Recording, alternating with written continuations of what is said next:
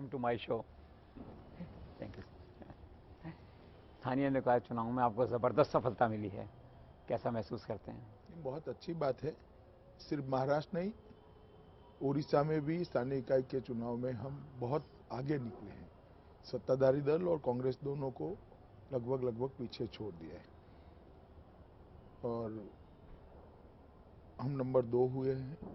महाराष्ट्र में भी भारतीय जनता पार्टी एक प्रथम सर्वाधिक लोकप्रिय दल में उभर कर आया है। तो महाराष्ट्र सरकार की 2 साल का जो कामकाज है वो और 2.5 साल का नरेंद्र मोदी सरकार का, केंद्र की सरकार का कामकाज, दोनों पर लगभग महाराष्ट्र की जनता ने थप्पा लगाया है और उसका अनुमोदन किया है। तो हमारे लिए बहुत अच्छी बात है। और न केवल ये 2 स्थानीय इकाई के चुनाव, जहाँ जहाँ भी चुनाव हुए हर जगह पे भारतीय जनता पार्टी विजयी हुई है। कुछ दिन पहले यहाँ ग्रेजुएट कंस्टिट्यूंसी के एमएलसी के चुनाव हुए थे उत्तर प्रदेश में, वहाँ पर भी भारतीय जनता पार्टी ने तीनों की तीनों सीटें जीतकर बड़े भारी अंतर से जीतकर विजय प्राप्त की है। तो उड़ीसा का संकेत तो बड़ा महत्वपूर्ण संकेत है आने वाले समय के लिए, क्या लगता है? जी, उड़ीसा का महत्वपूर्ण, उड़ीसा की बदलती हुई राजनीति का द्योतक है। भारतीय जनता पार्टी एक मजबूत राजनीतिक ताकत बनकर उड़ीसा में उभर रही है और विगत 2 सालों से हमारे संगठन ने उड़ीसा में बहुत परिश्रम किया है और 2.5 सालों से नरेंद्र मोदी सरकार ने जो गरीबों के लिए, किसानों के लिए, पिछड़ों के लिए, दलित और आदिवासियों के लिए योजनाएं बनाई है और उसको नीचे तक पहुंचाने के लिए जो पेन लिया है, मैं मानता हूं इसी का परिणाम है कि आज उड़ीसा में बहुत बड़ी ताकत बनकर उभर रहे हैं। तो लगता है आपको कि आपकी लीडरशिप में धर्मेंद्र प्रधान जो टक्कर दे रहा है नवीन पटनायक को, उसका परिणाम आने वाला है कुछ? देखिए, इसमें इसका इस तरह से सोचना ठीक नहीं है। हमारे संगठन ने बहुत जमीनी स्तर पर मेहनत करी है और भारत सरकार ने मोदी जी के नेतृत्व में जो योजनाएं बनाई है उसका असर बहुत नीचे तक पहुंचा है और सकारात्मक असर पहुंचा है। इसके कारण ये नतीजों जो है वो प्राप्त हो रहे हैं। बम्बई में बहुत थोड़ा सा अंतर रहा है बहुमत से, क्या लगता है मेयर होगा अपना, बनाएंगे? मेयर होगा नहीं होगा तो वो तो महाराष्ट्र इकाई बाकी दलों से चर्चा कर करेगी, परंतु महाराष्ट्र में मुंबई म्युनिसिपल कॉरपोरेशन में हमारी सीटों की बढ़ोतरी 30 से 82 की, वो बहुत बड़ी बात है हमारे लिए, बहुत बड़ी उपलब्धि है। और हम और शिवसेना अलग अलग लड़ने के बावजूद भी हम शिवसेना से सिर्फ 2 सीटें पीछे रहे हैं। कांग्रेस और एनसीपी का पूर्णतः सफाया हो गया है। तो मैं मानता हूं कि एक एनडीए का गठबंधन महाराष्ट्र में एक बड़ा गठबंधन के रूप में उभरा है और उसमें भारतीय जनता पार्टी सर्वाधिक लोकप्रिय पार्टी बनकर उभरी है। शिवसेना ने नरेंद्र मोदी की कार्यशैली और नोटबंदी को मुद्दा बनाया था, इसका मतलब कोई नहीं है ये मुद्दे अब? देखिए, चुनाव लड़ते हैं तब इस तरह के मुद्दे बनते हैं, मगर मैं मानता हूं महाराष्ट्र की जनता ने हमारे पक्ष में अपना एक वर्डिक्ट दिया है जिसका भारतीय जनता पार्टी की ओर से मैं स्वागत करता हूं और महाराष्ट्र की जनता और हमारे महाराष्ट्र के यूनिट के नेता देवेंद्र फडणवीस और राव साहब दानवे पाटिल दोनों को इसका अभिनंदन भी देता हूं। तो क्या लगता है फिर कोई चांस है शिवसेना के साथ फिर गठजोड़ होने का कभी कुछ? वो तो स्टेट यूनिट आगे बात करेगा उनसे, तब उससे आइडिया लगेगा। आज वाराणसी में आया, मैंने देखा तो यहाँ सारा शहर खुदा पड़ा है, ऐसा लगता है शहर में कोई अमूलचूल परिवर्तन होने वाला है।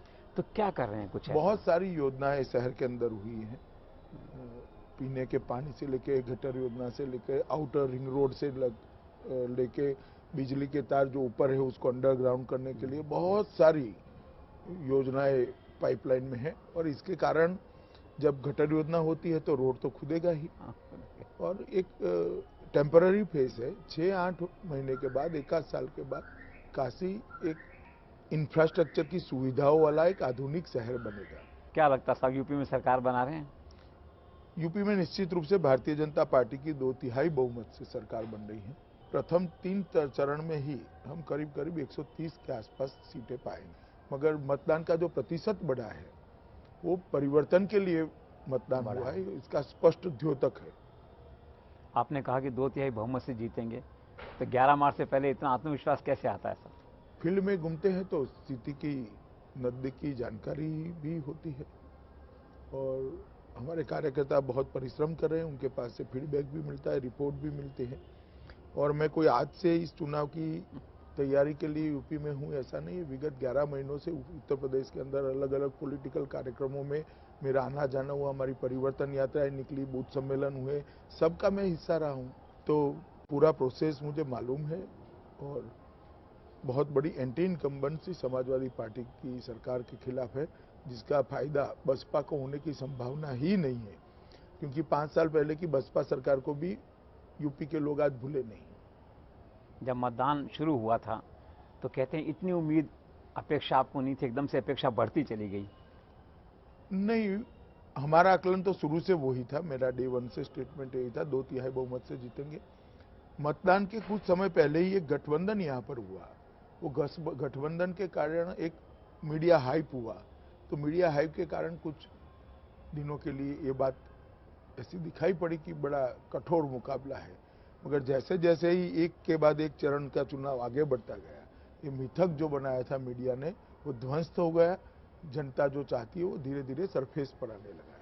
क्या लगता है 2014 से बड़ी लहर दिखाई देती है आपको इस चुनाव में? मैं स्पष्ट रूप से देख रहा हूं कि 2014 से बहुत बड़ी लहर।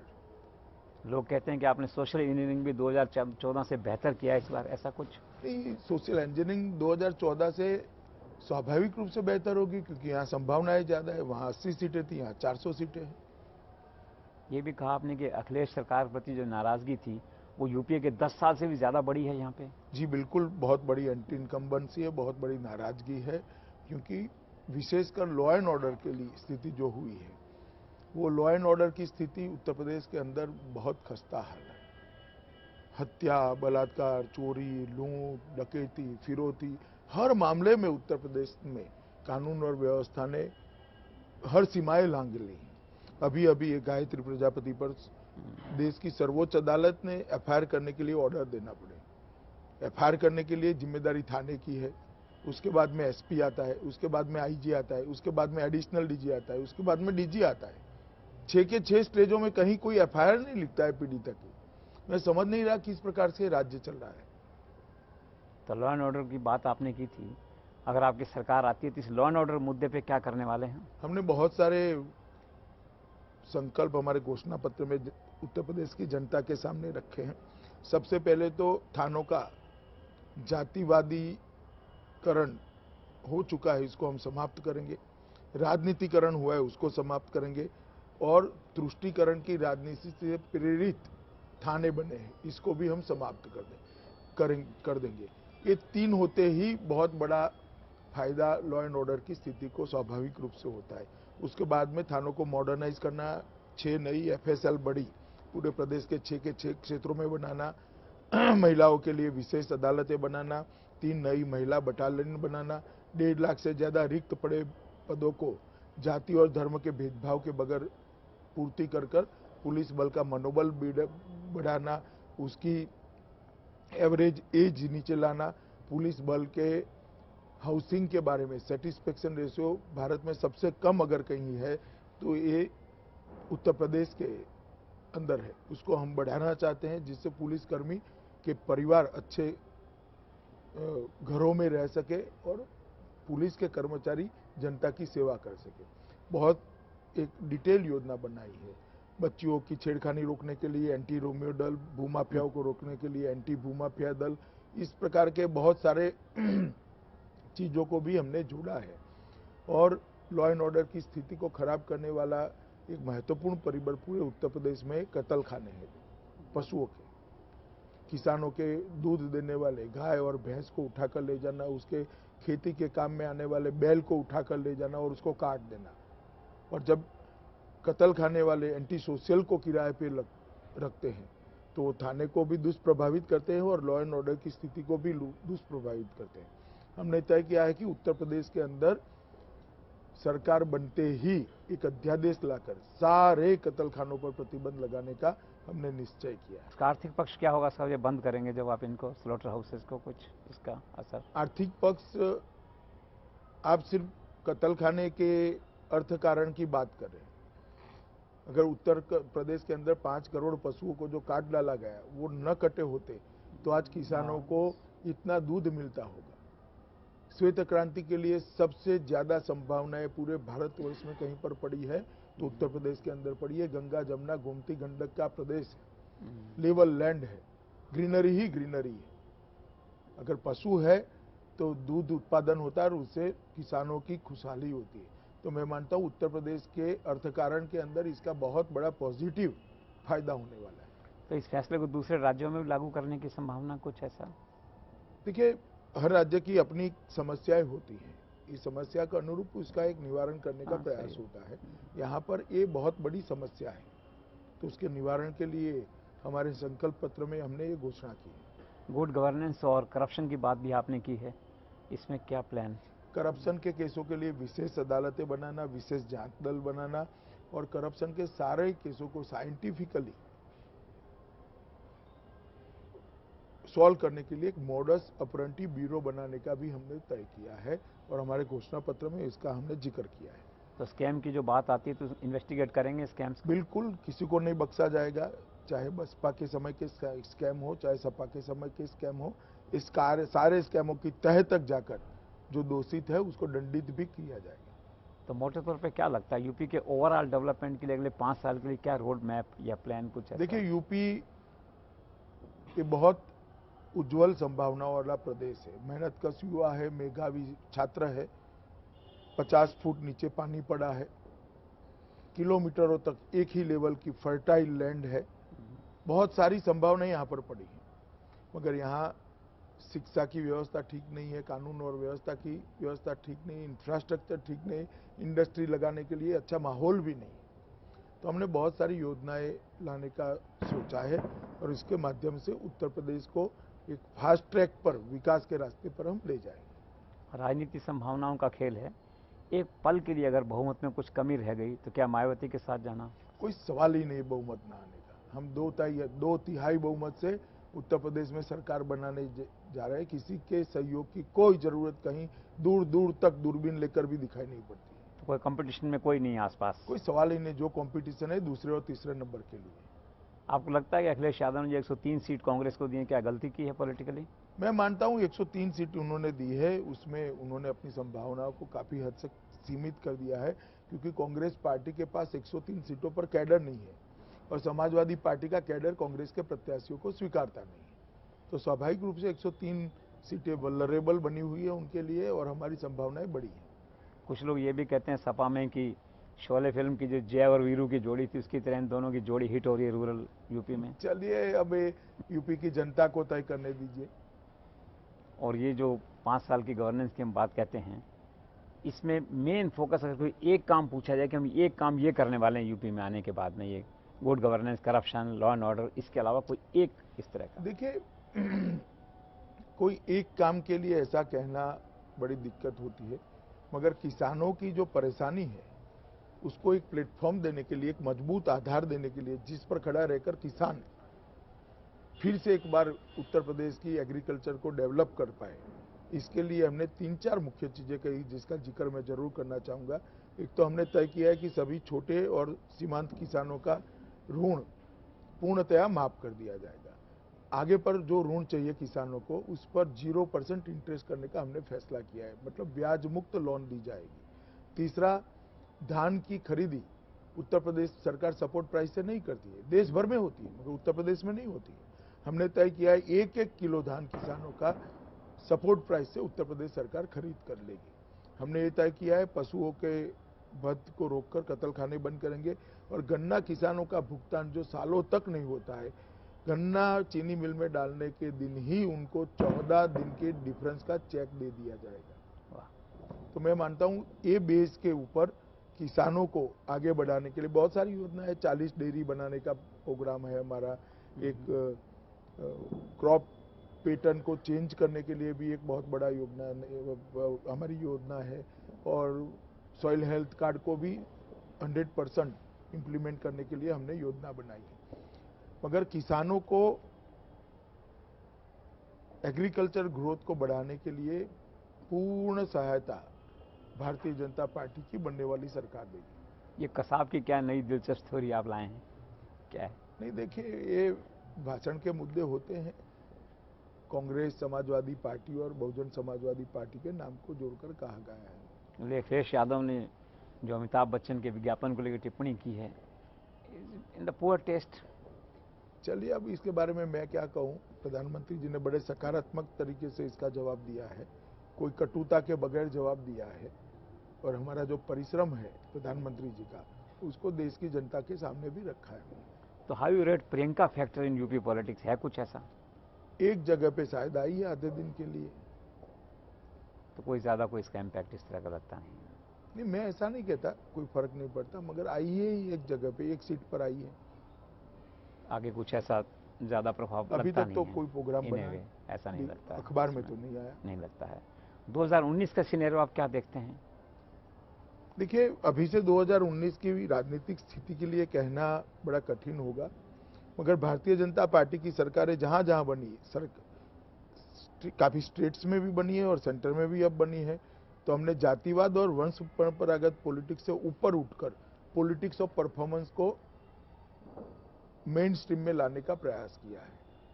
और भारत सरकार भी परफॉर्मेंस के आधार पर 2019 के चुनाव में जाएगी, काम के आधार पर जाएगी, विकास के आधार पर जाएगी। और मुझे भरोसा है, जो अब तक का 2.5 साल गया है कि आने वाले 2.5 साल में हम काफी कुछ कर लेंगे। अभी भी काफी कुछ हुआ है, मगर आने वाले 2.5 साल में भी हम काफी कुछ कर लेंगे। और अगर हमारा परफॉर्मेंस से है तो जनता इसका स्वागत करेगी, इसका मुझे भरोसा है। एडीएम के साथ कोई नज़दीक आने की संभावना है? नहीं, अभी तो ऐसी कोई बात किसी भी पार्टी से तमिलनाडु में नहीं हुई। नीतीश कुमार, कोई विषय नहीं है? हमारी कोई चर्चा अभी नीतीश जी से नहीं हुई। इस तरह का कोई विषय नहीं है? कोई महागठबंधन बनता हुआ दिखाई आपको देता हो, कुछ ऐसा दूर कहीं?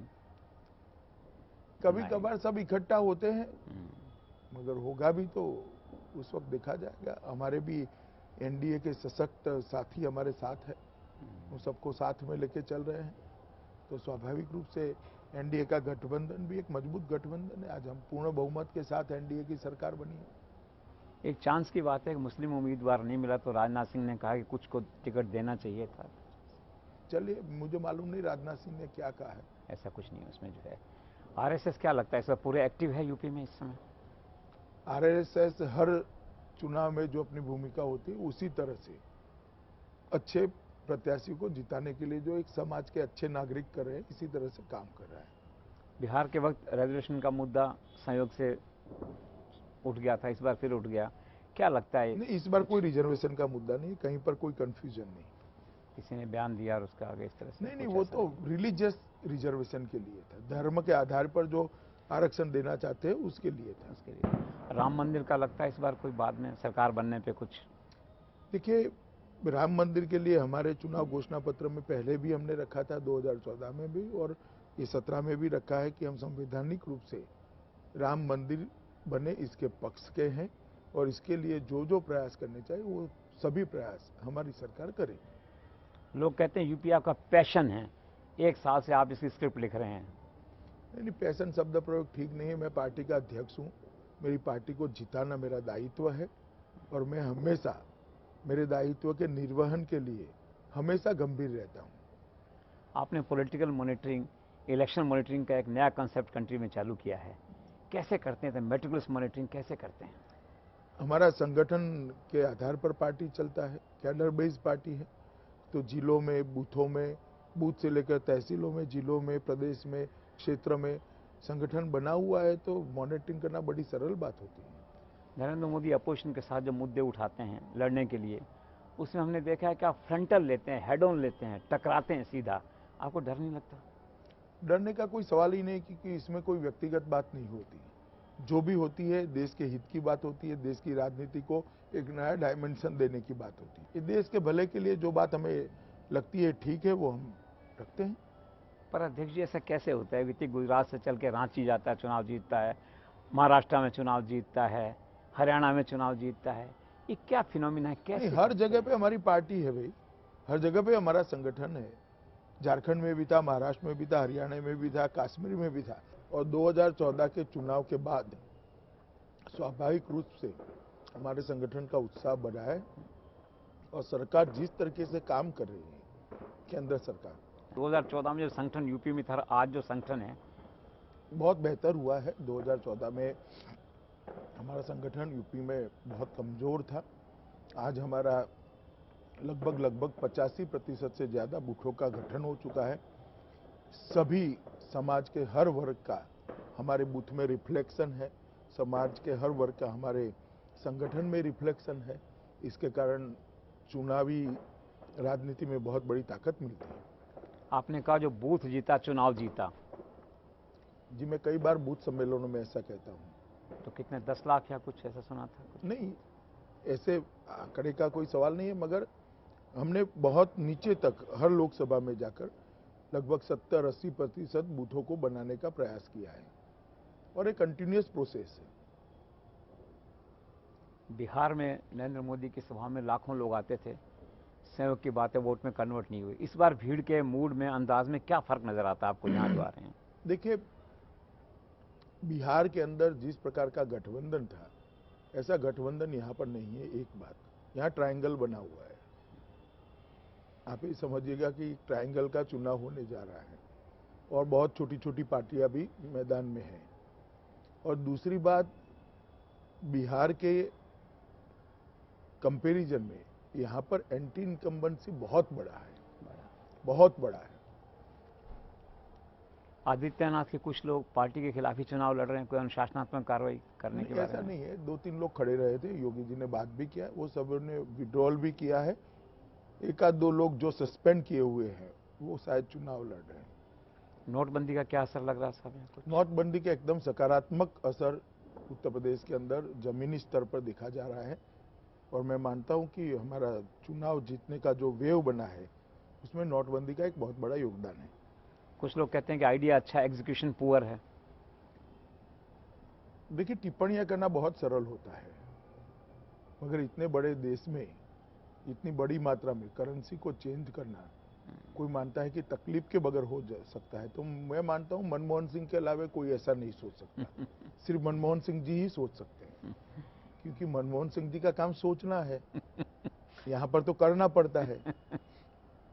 कुछ लोग कहते हैं कि कैशलेस सोसाइटी और ब्लैक मनी दो डिफरेंट सब्जेक्ट थे, लेकिन क्लब कर दिया लोगों ने यहाँ। नहीं, ऐसा नहीं, दोनों जुड़े हुए हैं और कैशलेस सोसाइटी की कभी बात नहीं की, लेस कैश सोसाइटी की बात की गई, जिसमें कैश का चलन कम हो। पूर्णतया कैश का चलन समाप्त करना असंभव है, करना भी नहीं चाहिए, कोई सोसाइटी ऐसे नहीं चल सकती, मगर कैश का चलन कम करने की भी जरूरत है। सबसे ज्यादा कैश का लेन देन करने वाली दुनिया की सभ्यताओं में से एक हम हैं। कुछ व्यापारी वर्ग परेशान है, कहते हैं कि इंस्पेक्टर राज आ गया है, आईटी, जहां ईडी, तक उत्तर सीबीआई। प्रदेश का सवाल है, व्यापारी आईटी, ईडी इससे ज्यादा गुंडों की गोली से ज्यादा परेशान है। उत्तर प्रदेश के चुनाव शुरू होने के बाद अब तक 13 व्यापारियों की हत्या हो चुकी है। अगर जान बचती है तो बाकी सब तो ठीक ही चलता है। उत्तर प्रदेश में सबसे ज्यादा बड़ी परेशानी व्यापारियों की सुरक्षा की है। तो लगता है व्यापारियों का भरोसा, विश्वास मिल रहा बिल्कुल है इस चुनाव में। एक तरफा वोट कर रहा है व्यापारी भारतीय जनता पार्टी के साथ में, क्योंकि व्यापारी व्यवस्था चाहता है। किसी भी राज्य में उद्योग और व्यापार अच्छे कानून और व्यवस्था के बगैर जगदीश जी नहीं हो सकते। अमर सिंह जिम्मेदार आदमी, उन्होंने कहा कि स्क्रिप्ट लिखी हुई थी खुद मुलायम सिंह ने, जो ड्रामा हुआ फैमिली का। मैं ना ड्रामा पे कुछ बोलना चाहता हूँ, ना अमर सिंह जी को कुछ बोलना चाहता हूँ। शायद उनको जानकारी हो, मगर मेरे पास ऐसी जानकारी भी नहीं है और इसका मैं बहुत विवेचना भी करना नहीं चाहता। उनके परिवार का मामला है। कुछ लोगों ने कहा कि इलेक्टोरेट को बीजेपी ने पोलराइज कर दिया, लेकिन मैं देखता हूं कि सपा, कांग्रेस इन सब में मुस्लिम्स को जबरदस्त कैंडिडेट्स को बड़ी संख्या में दिए हैं, तो ये क्या कंट्राडिक्शन है? देखिए, हमने कोई पोलराइजेशन नहीं किया, हमने जमीनी हकीकत जो है उसको जनता के सामने रखने का प्रयास किया है। जो जनता का दर्द है उसको वाचा देने का प्रयास किया है और जनता के दिल में जो चुभ रहा है उसको चुनाव का मुद्दा बनाने का प्रयास किया है। वेस्टर्न यूपी में क्या लगता है, जाटों का मोह भंग हुआ है बीजेपी से? परिणाम आए तब देख लेना। वेस्टर्न यूपी में 2014 से अच्छा परिणाम आएगा। वैसे तो नए मुख्यमंत्री का चयन आपका प्रेरोगेटिव है, क्या अध्यक्ष जी विधायक दल में से बनाएंगे या बाहर का आदमी भी आ सकता है? चुनाव के बाद विधानमंडल और पार्लियामेंट्री पार्टी दोनों मिलकर तय करेंगे। मिलकर तय करेंगे। तो इसमें पूरे आश्वस्त हैं कि आप सरकार बनाने जा रहे हैं निश्चित रूप से 2/3 बहुमत के साथ। 2/3 बहुमत के साथ। Best of luck sir. Thank you very much. Best of luck sir.